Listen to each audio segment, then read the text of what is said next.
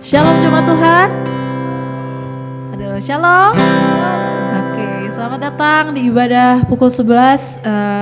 Dan untuk yang di online juga saya mengucapkan selamat datang. Kita sama-sama akan siapkan hati kita untuk beribadah pada siang hari ini.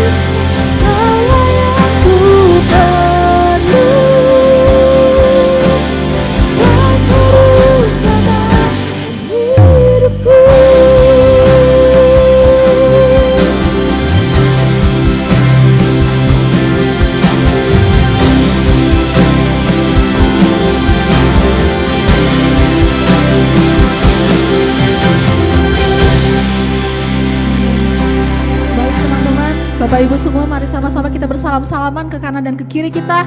Kita katakan, Tuhan Yesus beserta kita.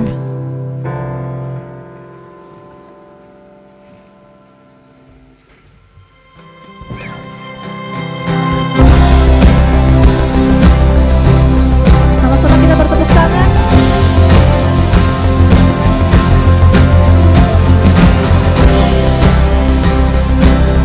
Kita percaya bahwa kita hidup hanya karena anugerah Tuhan. Amin. Who breaks the power? Who breaks the power of sin and darkness? Whose love is mighty and so much stronger. The King of glory, the King above all kings. Who shakes the whole earth with holy thunder? Who leaves us breathless in awe and wonder? The King of glory, the King above all kings. This is amazing grace. This is unfailing love. That you will take my place. That you will bear my cross. You lay down your life. That I will be set free. Oh, Jesus, I sing for all that you've done for me.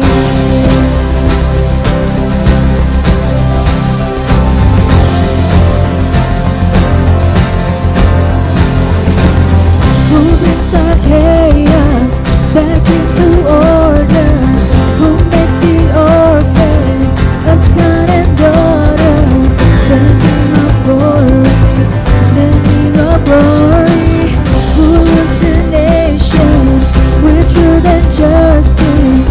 Shines like the sun in all of its brilliance. The King of glory, the King above all kings. This is amazing grace. This is amazing grace. This is unfailing love. That you will take my place. That you will bear my cross. You lay down your life. That I will be set free. Oh, Jesus, I sing for all that you've done for me.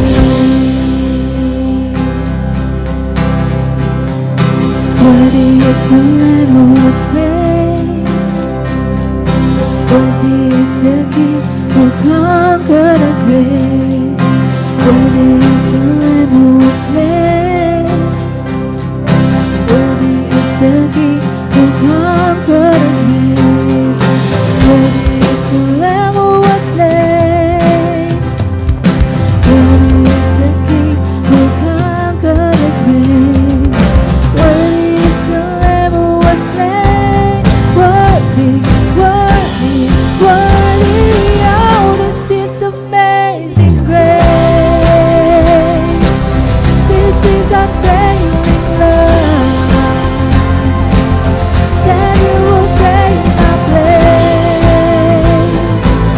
That you will bear my cross. You lay down your life.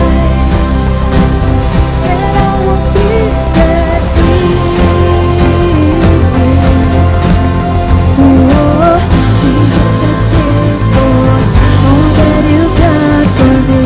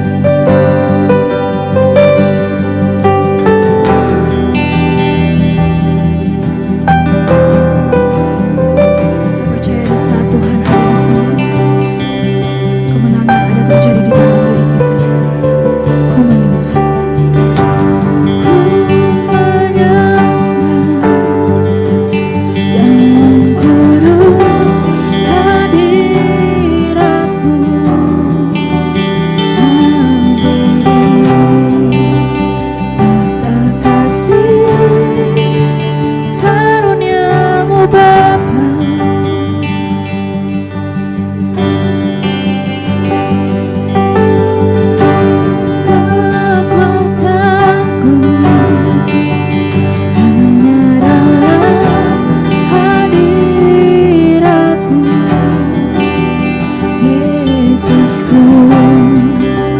hanya Kaulah segalanya.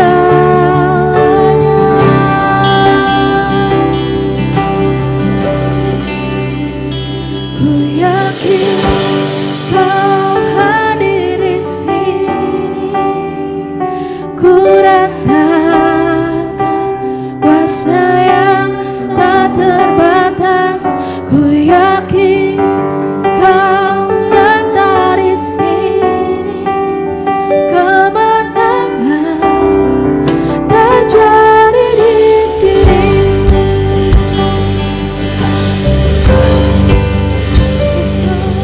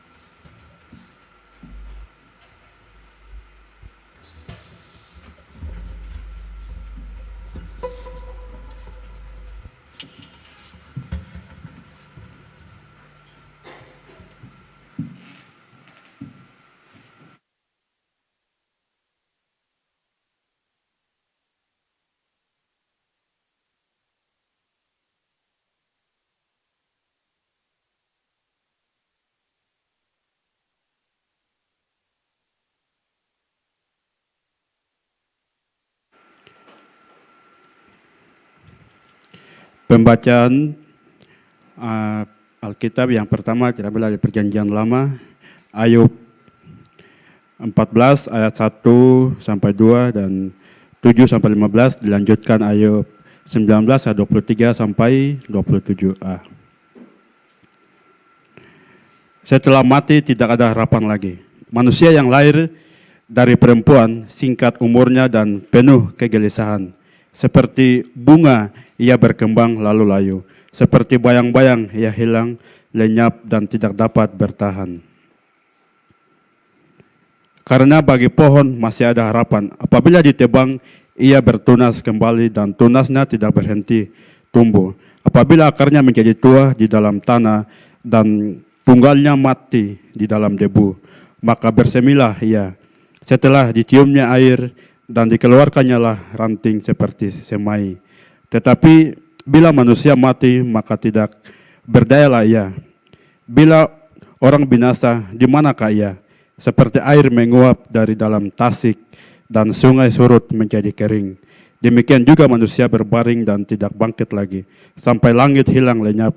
Mereka tidak terjaga dan tidak bangun dari tidurnya.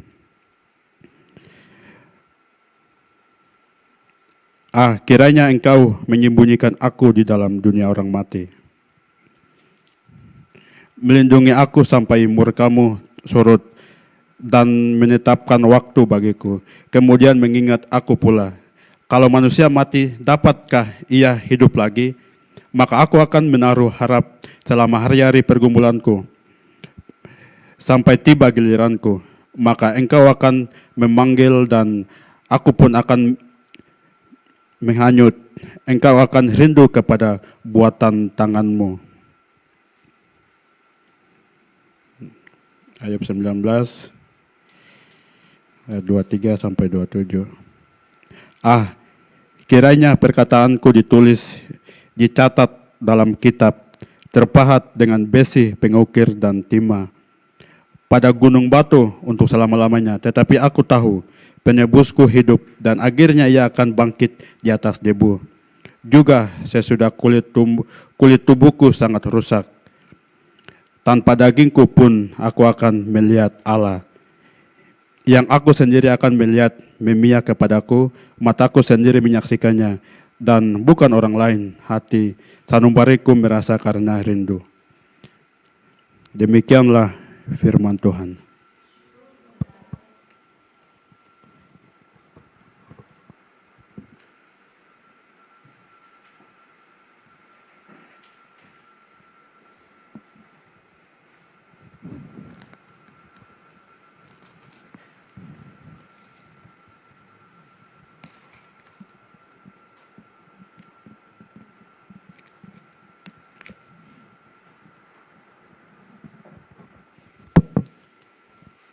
Pembacaan yang kedua, Perjanjian Baru, 1 Tesalonika 4 ayat 13 sampai 18. 1 Tesalonika 4 ayat 13 sampai 18. Kedatangan Tuhan. Selanjutnya kami tidak mau saudara-saudara bahwa kamu tidak mengetahui tentang mereka yang meninggal, supaya kamu jangan berduka cita seperti orang-orang lain yang tidak mempunyai pengharapan. Karena jikalau kita percaya bahwa Yesus telah mati dan telah bangkit, maka kita percaya juga bahwa mereka yang telah meninggal dalam Yesus akan dikumpulkan Allah bersama-sama dengan Dia. Ini kami katakan kepadamu dengan firman Tuhan, kita yang hidup yang masih tinggal sampai kedatangan Tuhan, sekali-kali tidak akan mendahului mereka yang telah meninggal. Sebab pada waktu tanda diberi, yaitu pada waktu penghulu malaikat berseru dan sangkakala Allah berbunyi, maka Tuhan sendiri akan turun dari sorga dan mereka yang mati dalam Kristus akan lebih dahulu bangkit. Sesudah itu, kita yang hidup yang masih tinggal akan diangkat bersama-sama dengan mereka dalam awan menyongsong Tuhan di angkasa. Demikianlah kita akan selama-lamanya bersama-sama dengan Tuhan. Karena itu, hiburkanlah seorang akan yang lain dengan perkataan-perkataan ini. Demikianlah firman Tuhan.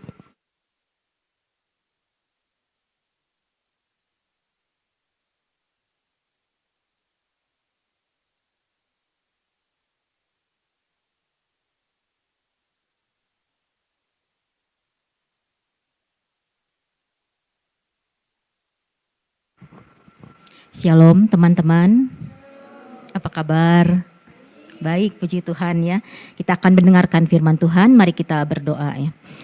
Tuhan Yesus, terima kasih untuk kasih setia Tuhan dalam kehidupan kami. Dan sekarang Tuhan, kami akan mendengarkan firman-Mu. Biarlah kiranya Roh Kudus-Mu yang boleh menerangi setiap hati dan pikiran kami. Dalam nama Tuhan Yesus, kami sudah berdoa dan mengucap syukur. Haleluya, amin. Teman-teman, di dunia ini ada beberapa hal yang tidak bisa kita tolak. Di antaranya yaitu kelahiran dan kematian. Apakah di sini ada teman-teman yang pernah merencanakan hari kelahirannya? Misalnya, Tuhan, kalau saya lahir, nanti saya mau lahir pada tanggal 17 Agustus. Supaya hari lahir saya bisa dirayakan oleh seluruh rakyat Indonesia. Ada yang seperti itu? Tidak ada ya. Semuanya sudah ada yang menentukan. Demikian juga halnya dengan kematian. Tidak ada satu orang pun yang dapat menolaknya. Mungkin kita tawar-menawar dengan Tuhan ya. Tuhan, ya ketika kita masih hidup kita tawar-menawar sama Tuhan ya. Tuhan, aku masih muda, aku mau bekerja, aku mau mencari uang sebanyak-banyaknya. Jangan panggil duluan saya Tuhan, jangan panggil saya dulu. Nah setelah itu dia menginjak usia 25 sampai 30 gitu ya. Baru dia terpikir, Tuhan jangan panggil saya sekarang. Saya belum menikah. Nah kemudian akhirnya dia menikah. Setelah menikah, jangan panggil saya sekarang Tuhan. Saya belum punya anak. Ketika sudah lahir anaknya, jangan panggil sekarang Tuhan. Anak saya masih kecil. Nah kemudian anaknya sudah besar. Tuhan, jangan panggil saya sekarang. Saya kan mau melihat anak saya menikah nanti. Setelah anaknya menikah, Tuhan jangan panggil saya sekarang. Saya juga kan mau melihat cucu. Saya mau menggendong cucu gitu. Ya. Itulah manusia. Banyak keinginannya. Begitu seterusnya ya. Tidak ada habisnya. Tapi kalau Tuhan sudah berkehendak, sudah cukup. Kata Tuhan, maka tidak ada satu orang pun yang dapat menolaknya. Semua orang yang lahir dan hidup pasti suatu saat akan meninggalkan dunia ini. Entah kapan ya, kita tidak ada yang tahu satupun. Tapi kalau belum waktunya mati, sekalipun kematian itu sudah ada di depan mata, ya dia pasti hidup. Ada kejadian kemarin ya Jumat pagi. Saudara kita ya Jo, Aristo, kemudian sama Pak Reksa. Mereka naik sepeda. Kemudian ketika Reksa naik sepedanya, stangnya itu masih kendor, belum dikencengin. Akhirnya dia bermaksud jalan lurus, ternyata langsung tiba-tiba belok. Dan dari arah sana datang tiba-tiba mobil dengan kecepatan tinggi ya. Reksa mungkin kalau kita bayangkan dia begini mungkin ya, sudah nggak tahu harus gimana. Nah kemudian ya mobil itu datang tiba-tiba, ya sudah habis sudah mungkin gitu ya. Tetapi luar biasa Tuhan kita ya, tiba-tiba mobil itu ngerem tiba-tiba. Jadi tidak kena sama mobilnya itu Reksa ya. Tapi dia kan udah jatuh duluan karena sepedanya yang kendor itu dia sudah kebanting di jalan duluan begitu. Nah itu mengingatkan kita ya bahwa Tuhan itu sungguh ada. Bahwa Tuhan itu sungguh hidup. Ya, kalau belum waktunya, walaupun sudah di depan mata, kalau dia tetap hidup, ya pasti hidup gitu ya. Ada sebuah lagu yang mengatakan ya, ada waktu untuk lahir, ada waktu untuk mati. Kehidupan sekarang akan lalu dan pergi, tapi hidup melayani Yesus itu berarti membuahkan harta abadi.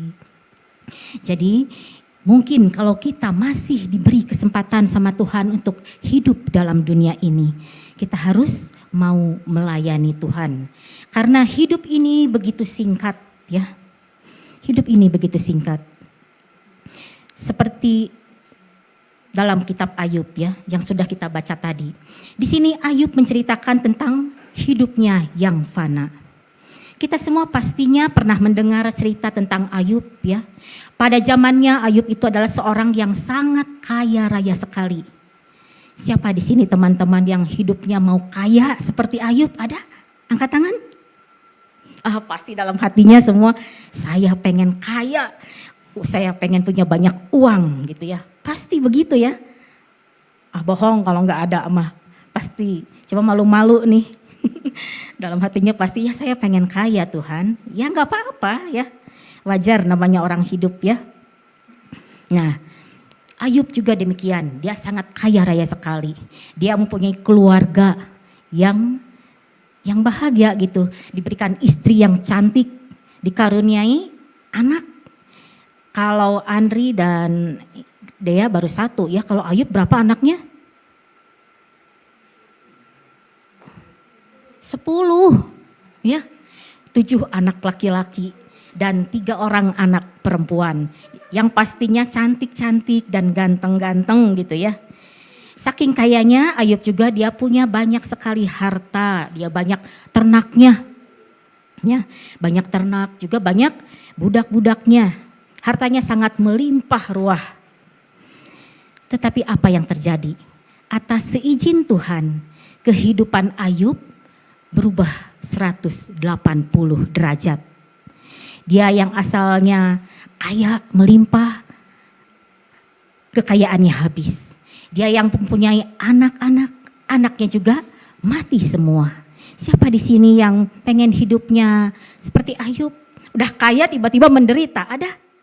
Aduh nggak ada ya, kayaknya aja mau, tapi begitu susahnya, begitu menderitanya nggak ada yang mau ya. Itulah manusia ya.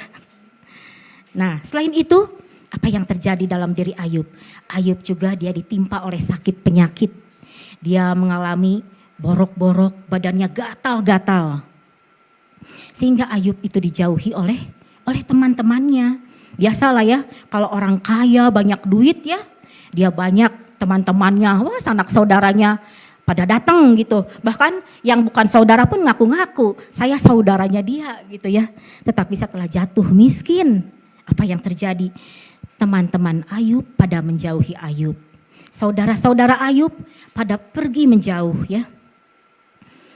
Penderitaan Ayub yang hebat ini membuat Ayub menyadari betapa singkat dan tidak bernilainya hidup manusia itu. Di sini Ayub menggambarkan dirinya seperti bunga layu setelah berkembang dan seperti bayang-bayang yang hilang tak berbekas. Dalam ayat 7 dan 9, di sini Ayub menggambarkan kehidupan manusia itu seperti pohon yang ditebang. Artinya bahwa manusia itu tidak memiliki harapan lagi. Namun dalam kenyataannya pohon yang ditebang itu masih memiliki harapan dan pohon itu akan bertunas kembali ketika dia bertemu dengan apa? Dengan air ya. Nah, tetapi manusia yang hidup lalu mati.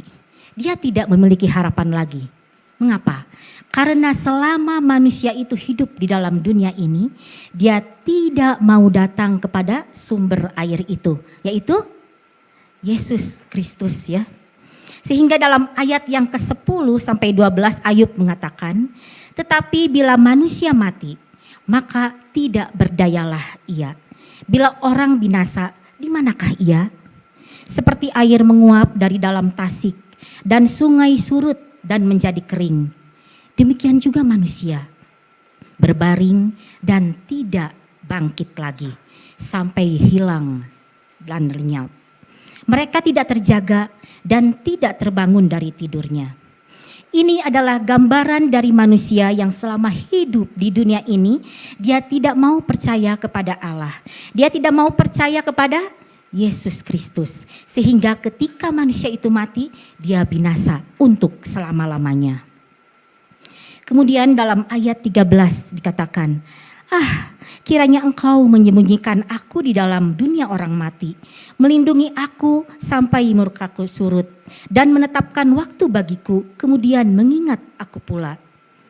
Teman-teman, betapa hebatnya tekanan dan penderitaan yang dialami oleh Ayub pada saat itu. Sehingga Ayub merasa dirinya tidak sanggup lagi untuk menjalani kehidupannya ini. Pada saat itu ingin rasanya Ayub, ya udah mati saja Tuhan. Ayub ingin mati saja. Mungkin saat ini kita pun seperti Ayub. Kita mengalami tekanan, masalah dalam keluarga, masalah dalam pekerjaan, masalah dalam studi, masalah dalam hubungan pertemanan, masalah sakit, penyakit, dan masih banyak lagi masalah yang kita alami dalam hidup ini. Sehingga masalah-masalah itu begitu menekan kita, membuat kita menjadi putus asa, dan kita berkata kepada Tuhan, Tuhan sudah cukup Tuhan, saya sudah tidak sanggup lagi menghadapi kehidupan ini. Lebih baik aku mati. Mungkin ada di antara teman-teman yang pernah mengalami hal ini. Sabar teman-teman ya, kalau sudah waktunya nanti Tuhan panggil, jangan cepat-cepat mau pergi ya. Kalau sudah waktunya pasti Tuhan panggil ya. Mari kita lanjutkan ayat 14 sampai 15. Kalau manusia mati, dapatkah ia hidup lagi? Maka aku akan menaruh harap selama hari-hari pergumulanku sampai tiba giliranku. Maka engkau akan memanggil dan aku pun akan menyahut. Engkau akan rindu kepada buatan tanganmu. Di sini Ayub ingin mengetahui apakah masih ada harapan atau kemungkinan masih akan ada kehidupan setelah kematian. Dan dalam pergumulan yang dia hadapi, Ayub tetap sabar menunggu giliran. Ayub tetap sabar menunggu panggilan Tuhan. Bagaimana dengan teman-teman di sini? Apakah teman-teman juga sabar dalam menunggu panggilan Tuhan? Nggak mau ya kalau dipanggil pulang mah ya. Tapi menanti dalam hal apa saja. Misalnya di sini ada teman-teman nih yang usianya sudah 25 tahun. Bahkan sebentar lagi hampir kepala 3 gitu. Nah, oh Tuhan, kapan nih jodoh saya datang gitu. Nah, apakah teman-teman masih sabar menanti gitu ya? Nah, teman-teman tetap harus sabar ya. Ingat bahwa Tuhan itu tahu apa yang terbaik buat diri kita. Jadi jangan karena belum punya pacar jadi teman-teman jadi loyo gitu. Kayaknya tidak punya semangat hidup lagi. Wah, hidup ini tidak ada artinya lagi. Nah, masalah yang dialami teman-teman saat ini belumlah seberapa jika dibandingkan dengan penderitaan yang Ayub alami. Dan juga tidak sebanding dengan penderitaan yang Tuhan Yesus alami. Teman-teman tahu sebelum Yesus disalib, Yesus dijual oleh Yudas, muridnya sendiri ya. Kemudian Yesus juga dikhianati oleh Petrus, muridnya sendiri juga. Terus Yesus disesah, Yesus dicambuk, kaki dan tangannya dipaku. Lambungnya ditusuk, kepalanya dimahkotai duri.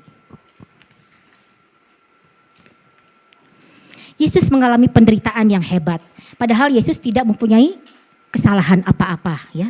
Yesus menderita dan mati karena dosa-dosa kita. Demikian juga sama halnya dengan Ayub. Ayub dalam penderitaannya yang begitu hebat, Ayub mengungkapkan kesedihan hatinya yang hancur berkeping-keping. Hidupnya sudah tidak ada harapan lagi. Ayub disakiti oleh sahabat-sahabatnya. Ayub merasa Allah itu tidak adil. Ayub merasa sendirian. Ayub ditinggalkan oleh sanak saudaranya. Ayub ditinggalkan oleh keluarganya. Sampai-sampai Ayub menghendaki agar seluruh perkataannya itu ditulis, dicatat dalam kitab, terpahat dengan besi pengukir dan timah pada gunung batu untuk selama-lamanya. Mungkin di sini juga teman-teman ya, kalau misalnya teman-teman mengalami banyak masalah, teman-teman juga mengambil buku catatan. Nah itu tapi zaman dulu ya, waktu zaman saya pakainya buku gitu, dicatat semua kekecewaan saya, kekesalan saya. Nah kalau sekarang teknologi sudah canggih ya, ada HP gitu ya. Teman-teman bisa menulis di HP ya, di WhatsApp, di apalagi banyak itu ya, di Instagram apa gitu ya. Nah tetapi hati-hati teman-teman ya, karena kalau teman-teman mengalami masalah, mengalami kekecewaan, janganlah teman-teman menulis di media sosial. Karena itu akan terbaca oleh semua orang ya. Dan itu akan berakibat tidak baik ya. Teman-teman mungkin akan dianggap sama orang lain menjadi wah ini orang kenapa begini nulis begini gitu ya. Dan kemudian orang lain juga akan merasa tersakiti gitu ya. Jadi akan menimbulkan hal yang kurang baik ya, jangan sebaiknya ya. Jangan menulis masalah pribadi di media sosial ya, karena itu akan mengganggu hubungan. Mengganggu hubungan dalam hal apa? Pertemanan, dalam hal apa? Dalam hal persaudaraan, dan akan berakibat fatal ya. Dan Tuhan Yesus itu tidak suka dengan hal itu ya, dia tidak menghendaki hal itu. Nah, apa yang terjadi selanjutnya dengan Ayub? Ketika Ayub ingin mencatat semua kisah kehidupannya, Ayub pada saat itu dalam puncak kesedihan yang amat sangat. Apa yang terjadi? Ayub tetap percaya kepada Allah. Dalam pasal 19 ayat 25 sampai 27 dikatakan, "Tetapi aku tahu penebusku hidup dan akhirnya ia akan bangkit di atas debu. Juga sesudah kulit tubuhku sangat rusak, tanpa daging pun aku akan melihat Allah, yang aku sendiri akan melihat memihak kepadaku." Teman-teman, mengapa Ayub bisa menghadapi penderitaan yang ada? Karena Ayub tahu bahwa Allah yang dia sembah adalah Sang Penebus hidupnya, yang akan membebaskan dan melepaskan dia dari segala penderitaannya. Ia akan melihat Tuhan bahkan dengan tanpa daging. Inilah gambaran iman Ayub akan Allah. Tubuh setiap orang yang mati akan hancur kembali menjadi debu tanah. Namun jiwa yang hidup di dalam Tuhan akan tetap utuh, terpelihara dan menjadi bagian kehidupan yang kekal. Dalam 1 Tesalonika 4 ayat 14 dikatakan, "Karena jikalau kita percaya bahwa Yesus telah mati dan telah bangkit, maka kita percaya juga bahwa mereka yang telah meninggal dalam Yesus akan dikumpulkan Allah bersama-sama dengan Dia." Setiap orang yang percaya kepada Yesus terdapat pengharapan yang kokoh. Ketika orang percaya meninggal, ia akan dikumpulkan bersama dengan Allah. Kelak ia akan dibangkitkan dan akan merayakan kekekalan bersama dengan Tuhan. Tuhan Yesus Kristus telah membuktikan bahwa ada kebangkitan orang mati, dan iman kita kepadanya lah yang akan memberikan kita pengharapan. Pengharapan yang seharusnya membuat kita memandang semua kesusahan yang ada di dunia ini sebagai masalah sementara yang akan diganti dengan sukacita yang bersifat kekal. Teman-teman, ada lagu yang mengatakan nih, akan ada pelangi sehabis hujan. Jalan hidupku tak selalu tanpa kabut yang pekat, namun kasih-Mu nyata padaku pada waktu-Mu yang tepat, seperti pelangi sehabis hujan. Itulah janji setia-Mu Tuhan, di balik dukaku telah menanti harta yang tak ternilai dan abadi. Teman-teman, biarlah pengharapan yang kita miliki ini akan menjadi sumber kekuatan bagi kita untuk terus berjuang mengatasi segala masalah. Karena kita meyakini bahwa semua masalah yang kita alami di dunia ini suatu saat pasti akan berakhir. Di satu sisi kita harus terus berjuang mengatasi semua masalah kita. Namun di sisi lain, ingatlah bahwa kita memiliki pengharapan yang kekal, yang jauh lebih berharga daripada apa yang bisa diberikan oleh dunia ini. Amin. Mari kita berdoa. Terima kasih Tuhan Yesus untuk firman yang sudah kami dengar pada siang hari ini. Kiranya Tuhan menolong kami semua dalam menghadapi setiap pergumulan dalam hidup kami. Ajar kami untuk selalu memandang hanya kepada Tuhan, karena hanya Tuhan saja satu-satunya sumber pengharapan dalam hidup kami yang akan memberikan penebusan dan pembebasan bagi kami. Terima kasih untuk anugerah terindah, untuk hidup kekal yang sudah Tuhan berikan bagi kami. Hal ini menjadi sumber kekuatan dan penghiburan dalam kami menjalani kehidupan ini. Dalam nama Tuhan Yesus kami sudah berdoa. Haleluya. Amin.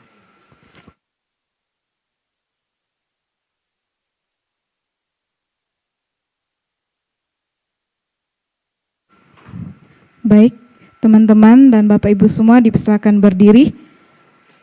Kita bersama-sama membacakan pengakuan iman.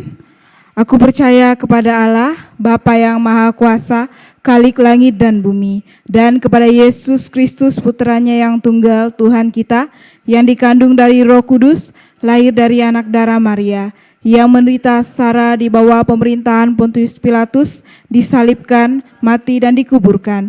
Ia turun ke dalam dunia orang mati. Pada hari ketiga dia bangkit kembali. Ia naik ke surga dan duduk di sebelah kanan Sang Bapa. Ia akan datang kembali untuk menghakimi orang yang hidup dan yang mati. Aku percaya kepada Roh Kudus, gereja yang kudus dan katolik, persekutuan orang kudus, pengampunan dosa, kebangkitan orang mati dan hidup yang kekal. Amin. Dipersilakan duduk kembali. Kita akan masuk dalam doa syafaat. Mari kita berdoa. Segala pujian syukur kami naikkan ke hadirat-Mu Tuhan. Kami sangat bersyukur buat hari ini, buat kesempatan yang Kau berikan kepada kami semua, sehingga pada kesempatan hari ini kami bisa berkumpul untuk menaikkan ucapan syukur kami, untuk memuji Engkau. Bahkan kami sudah mendengarkan sebagian dari firman-Mu yang telah disampaikan oleh hamba-Mu, dan kami juga mengaku segala keberadaan kami, dosa dan pelanggaran kami. Mohon ampun dan layakkan kami untuk menaikkan doa kami kepada Engkau. Kami berdoa bagi bangsa dan negara kami Indonesia. Biarlah Engkau memberkati pemimpin yang ada, biarlah dapat memimpin dengan hikmat dan kebijaksanaan datangnya daripada Engkau. Dan segala yang diprogramkan oleh pemerintahan, biarlah itu dapat berjalan sesuai dengan kehendak Tuhan. Berdoa juga bagi pemimpin-pemimpin gereja dan semua pengurus gereja Anglikan, khusus yang ada di gereja kami. Tuhan tolong memimpin dan memberikan hikmat agar dapat mengatur semua pelayanan untuk berjalan dengan baik.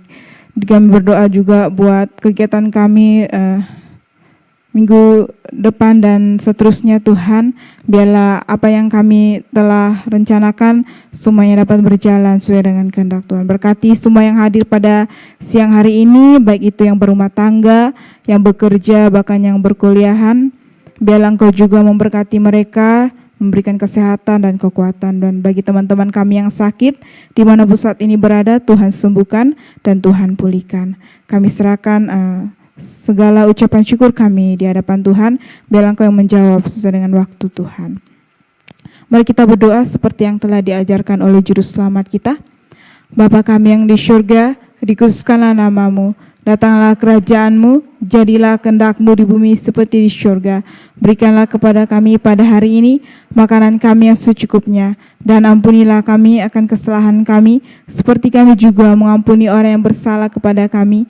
Dan janganlah membawa kami ke dalam pencobaan, tetapi lepaskanlah kami daripada yang jahat, karena Engkau-lah yang punya kerajaan dan kuasa dan kemuliaan sampai selama-lamanya.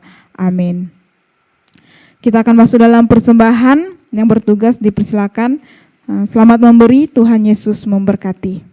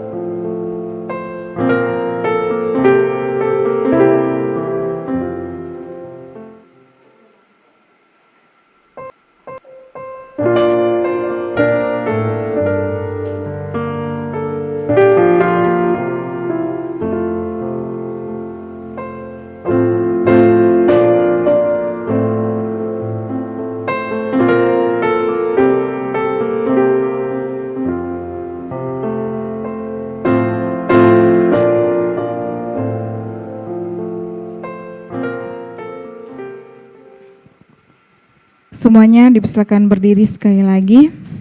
Kita akan bersama-sama mendoakan untuk persembahan kita. Bagimu lah ya Tuhan kebesaran, kuasa, kemegahan, dan keagungan. Karena segala sesuatu di syurga dan di bumi adalah milik-Mu. Segala-galanya berasal daripadamu, dan dari milik-Mu sendiri kami mempersembahkannya kepadamu. Amin. Dipersilakan duduk kembali. Saatnya kita akan mendengarkan pengumuman. Yang bertugas dipersilakan.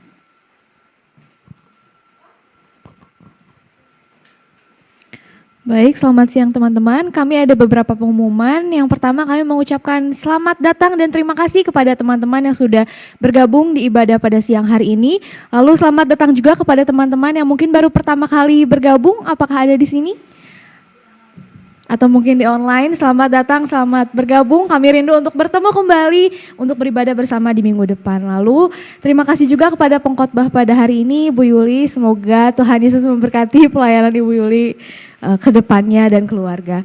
Lalu yang terakhir, untuk ibadah kenaikan Tuhan Yesus akan dilaksanakan pada hari Kamis tanggal 18 Mei 2023 jam 9 pagi di Villa Istana Bunga, tepatnya di Villa T nomor 3 Jalan Anggrek 7. Sekian pengumuman untuk siang hari ini, terima kasih.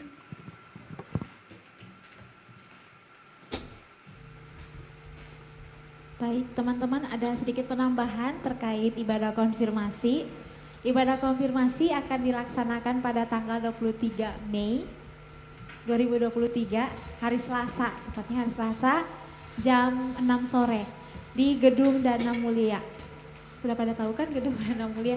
Jadi teman-teman yang sudah dihubungi nanti bisa datang sebelum jam 6, nanti kita akan ada briefing dulu di sana nanti ya. Oke, sampai di sini pengumuman tambahan. Tuhan memberkati. Saya undang jemaat untuk bangkit berdiri. Kita akan mengakhiri ibadah kita pada siang hari ini.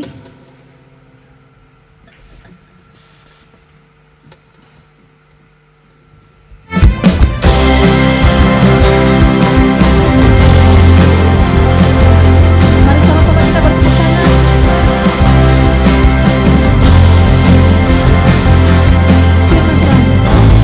Firman terangi jalanku,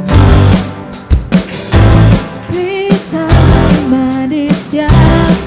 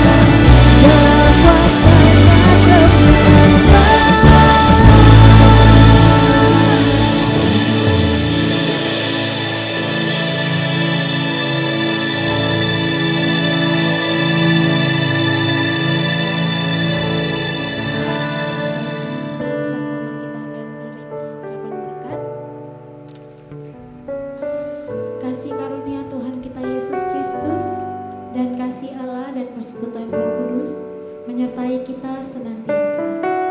Amin. Silakan duduk untuk bersatu.